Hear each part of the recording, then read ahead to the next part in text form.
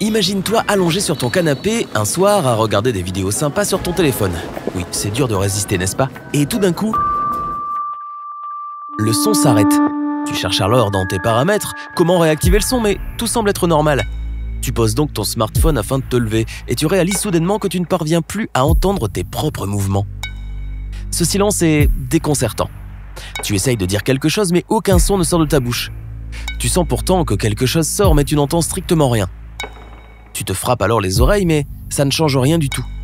La panique monte. Tu vas à la fenêtre pour regarder la ville. Visiblement, il y a quelque chose qui ne va pas. Les voitures sont toutes arrêtées et les feux de détresse clignotent. Les gens s'agitent dans la rue en regardant autour d'eux avec des visages effrayés. Tu comprends alors que ça ne vient pas seulement de toi. Tu vérifies tout ce qui est censé faire du bruit. Tu allumes la radio à fond, mais tu ne ressens que des vibrations à travers ton corps. Tu cherches à ne pas paniquer, mais tu ne sais pas quoi faire. Tu décides alors d'attendre un peu. Tu prends un livre, tu t'allonges. Tu te mets à feuilleter les pages une à une en silence et tu finis par t'endormir. Jour 2. Ton réveil n'a jamais été aussi doux. Rien ne t'a dérangé pendant la nuit.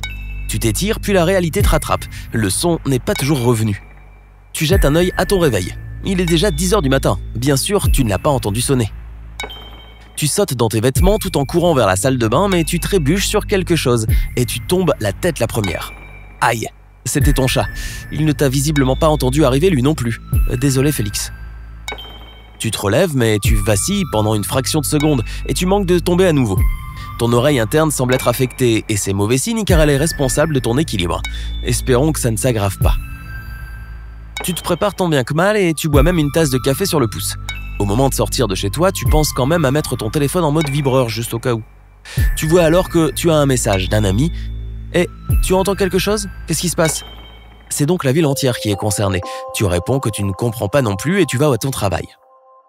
Bien que ce soit lundi matin, les rues sont désertes. Tu marches tout seul dans un silence absolu en regardant sans arrêt autour de toi, sans savoir pourquoi.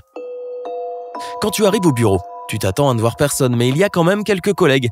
Ils semblent aussi perdus que toi, mais ils sont heureux de te voir. Vous parlez en utilisant une messagerie car c'est le seul moyen efficace. Mais après un certain temps, vous décidez de tous rentrer, car personne ne peut travailler.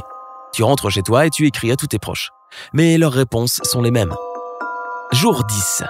La vie reprend doucement son cours. Depuis une semaine, tout était au point mort, mais les gens s'habituent peu à peu à ce monde silencieux. Tout le monde commence à ressortir pour vaquer à ses occupations quotidiennes. La ville reprend son fonctionnement et l'absence de bruit n'y changera rien. Partout où tu vas, les gens regardent attentivement l'écran de leur smartphone, même lorsqu'ils sont plusieurs. Un groupe d'adolescents passe devant toi. L'un d'eux écrit quelque chose, l'envoie, puis regarde ses amis lire son message. Ils se mettent tous à rire sans émettre le moindre son. L'un d'eux trébuche et manque de tomber, faisant de nouveau rire les autres. Au bureau, tout semble bien aller. Personne ne discute et la productivité semble être à son apogée. La pause déjeuner est plus longue que d'habitude parce que tout le monde veut discuter, mais il faut créer des groupes et c'est plus long de communiquer par écrit. À part ça, les journées se déroulent comme d'habitude. Jour 30. Les cours de langage des signes sont devenus super tendance. Toutes les personnes que tu connais ont décidé de l'apprendre parce qu'elles en ont marre de tout le temps taper des messages. Tu commences à oublier comment raisonnait le monde. La musique est inexistante, les musiciens de rue ont disparu et tous les concerts ont été annulés. La télévision fonctionne toujours, mais elle s'est adaptée. Tous les programmes sont maintenant sous-titrés en direct et aucune des personnes visibles à l'écran n'ouvre la bouche. Quant à la radio, elle devient parfaitement inutile. Internet a longtemps été l'un des principaux moyens de communication, mais les messageries sont maintenant en plein boom. De nouvelles applications permettent aux gens de taper des mots et des phrases entières, rien qu'en faisant des gestes. Plus besoin d'écrire. Quand tu te promènes, tu remarques que les gens deviennent de plus en plus maladroits. Aujourd'hui, tu as croisé au moins 4 personnes qui sont tombées par terre sans la moindre raison. Bizarre. Jour 90. Le monde devient de plus en plus visuel et tactile afin de compenser l'absence de son. Les enseignes lumineuses dans les rues sont encore plus éclatantes, les panneaux d'avertissement clignotent et les téléphones vibrent sans arrêt. Un nouveau type de klaxon a été inventé pour les voitures. Il envoie une onde puissante qui ne peut pas être entendue mais qui est ressentie comme une vibration, même depuis les autres voitures. Étrangement, les routes sont devenues beaucoup plus sûres. Personne n'ose conduire vite sans rien entendre. Pour remplacer les communications radio, certains professionnels comme les pilotes ou les policiers ont commencé à utiliser le morse, chaque signal leur délivrant un mini-choc. Mais on rapporte de plus en plus de cas de personnes perdant le contrôle de machines ou qui chutent malencontreusement. Les médecins décident de donner l'alerte. Jour 180. La surdité générale a finalement atteint son apogée. La communauté médicale avait raison. Avec le temps, les gens commencent à ressentir des problèmes d'oreille interne. Garder son propre équilibre devient de plus en plus difficile pour chacun. Les médecins conseillent à ceux qui ont des vertiges de ne pas prendre le volant, car une partie de l'oreille interne, appelée le labyrinthe, risque de leur faire perdre leur concentration et provoquer des accidents si elle est affectée. De nombreux conducteurs, pilotes et opérateurs de machines doivent cesser de travailler, car ça devient trop dangereux pour eux. Les ingénieurs tentent d'automatiser le plus de transports et de machines, mais c'est une course contre la montre. Le nombre de vols a considérablement diminué, et les gens ne peuvent plus voyager là où ils voulaient, ni même rentrer chez eux. Jour 270. Une solution a été trouvée pour les troubles de l'oreille interne. C'est un mécanisme stabilisant l'équilibre. Cette invention devient un succès presque instantanément, et les gens font la queue pour acheter cet appareil révolutionnaire. En revanche, le monde reste toujours aussi silencieux. L'ordre est toujours aussi parfait et les gens ont appris à communiquer entre eux sans parole ni oreille. Mis à part ce problème d'équilibre, on dirait finalement que l'humanité n'a pas été si affectée. Mieux encore, les travaux de construction et de rénovation ont été autorisés durant la nuit.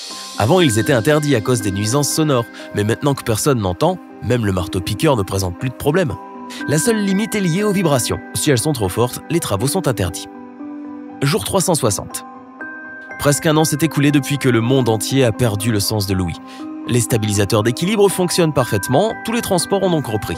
Les gens vivent leur vie de manière normale, ils ont juste oublié comment utiliser leur langue. Cependant, certaines traditions ont changé. Manger est devenu un rituel personnel et la table n'est plus un lieu de discussion. Et oui, qui peut tenir ses couverts tout en parlant avec des gestes ? Les taxis sont désormais l'un des métiers les plus responsables et les plus sûrs. L'époque où l'on pouvait s'asseoir devant et discuter avec le chauffeur est révolue. Pour plus de sécurité, on ne monte désormais qu'à l'arrière. Les films et les émissions de télévision sont soit sous-titrés, soit totalement muets. Les signaux d'urgence sont devenus clignotants. La police, les ambulances et autres services de secours sont tous équipés de klaxons vibreurs. La vie continue. Jour 366. Tu ouvres les yeux. C'est le matin et tu entends ton réveil vibrer sous l'oreiller. Attends, tu entends ? Oui, tu entends bien le bruit du vibreur.